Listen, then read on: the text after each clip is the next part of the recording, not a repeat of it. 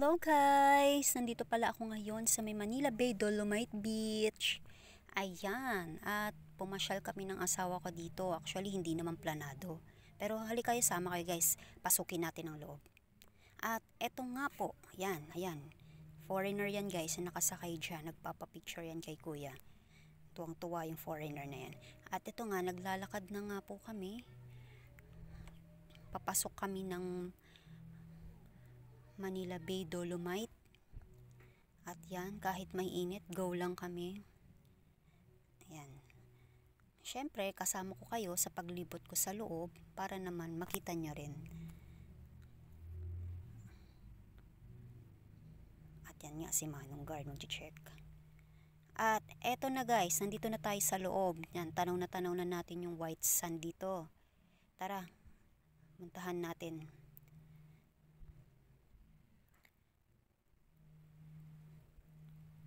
Ayan guys, eto. Ayan na nga. At makakatapak na rin ako sa wakas dito sa sinasabing Dolomite Sand talaga.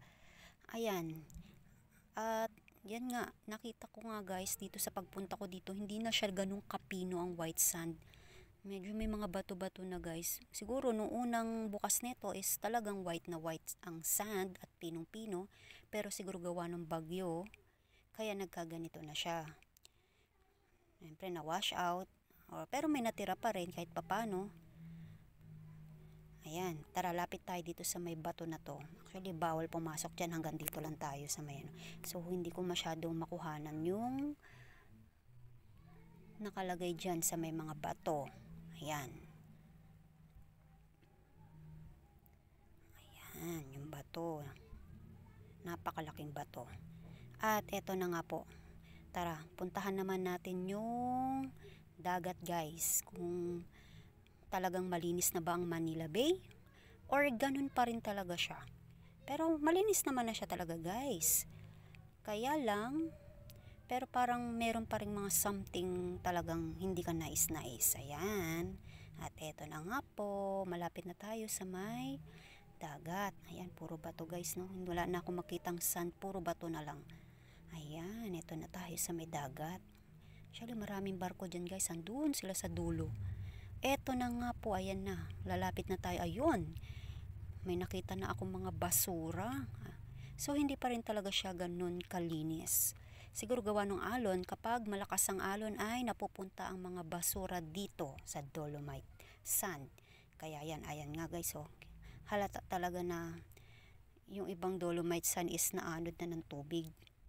Saka yung tubig dito is manilaw-nilaw, hindi siya ganun kalinaw. Ayan, 'di ba? Kita mo dito, hindi na siya, wala na yung mga white sand. Ayan, yan ang dagat.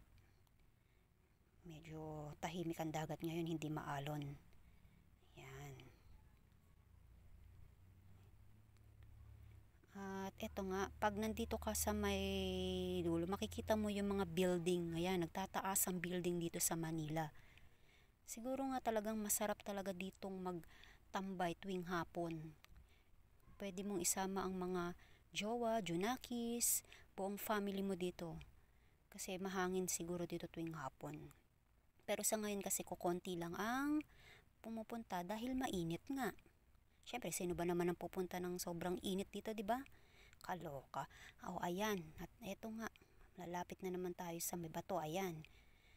Ayan. Napakalaking bato guys, 'di ba? Nag-iisang bato 'yan diyan. Ayan.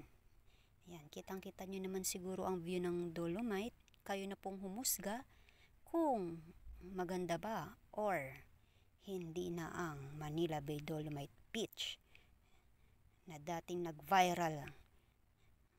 Ayan guys. 'Di ba?